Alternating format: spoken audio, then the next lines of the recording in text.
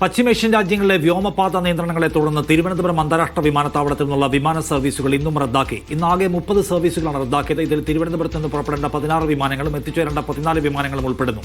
അതേസമയം തിരുവനന്തപുരത്ത് നിന്നും മസ്കറ്റിലേക്കുള്ള ഒമാൻ എയർ ഇന്ത്യ എക്സ്പ്രസ് വിമാനങ്ങൾ സർവീസ് നടത്തും. രജീഷ് KC കൂടുതൽ വിവരങ്ങളുമായി തിരുവനന്തപുരത്ത് നിന്ന്. രജീഷ്, എന്താണ് വിമാന സർവീസുകളുടെ അപ്ഡേറ്റ്? എന്താണ് നിഷാദ്, ഇപ്പോൾ സംഘർഷങ്ങളുടെ അടിസ്ഥാനത്തിൽ കഴിഞ്ഞ കുറേ ദിവസമായി തിരുവനന്തപുരത്ത് വിമാന സർവീസുകളൊക്കെ റദ്ദ് ചെയ്തിരുന്നു. ഇന്ന് 30 സർവീസുകളാണ് റദ്ദ് ചെയ്തിരിക്കുന്നത്. തിരുവനന്തപുരത്ത് നിന്നും പുറപ്പെടേണ്ട 16 വിമാനങ്ങളും തിരുവനന്തപുരത്തേക്ക് എത്തിച്ചേരേണ്ട 14 വിമാനങ്ങളുമാണ് ഈ റദ്ദ് ചെയ്തത്. അങ്ങനെ 30 സർവീസുകളാണ് തിരുവനന്തപുരത്ത് നിന്നും ഓപ്പറേറ്റ് ചെയ്യേണ്ട 30 സർവീസുകൾ റദ്ദ് ചെയ്തിട്ടുണ്ട്. ഒപ്പം തന്നെ 2 സർവീസുകൾ തിരുവനന്തപുരം തുടങ്ങിയിട്ടുണ്ട്. തിരുവനന്തപുരത്ത് നിന്നും മസ്കറ്റിലേക്കുള്ള ഒമാൻ എയർ, ഒപ്പം തന്നെ എയർ ഇന്ത്യ എക്സ്പ്രസ് വിമാനങ്ങളാണ് സർവീസ് നടത്തുന്നത്. ഈ 2 സർവീസുകൾ നടത്തുകയും ഒപ്പം തന്നെ 30 സർവീസുകൾ റദ്ദാക്കുകയുമാണ് ചെയ്തിട്ടുള്ളത്. ഇന്നലെ 32 സർവീസുകളാണ് റദ്ദാക്കിയിരുന്നത്.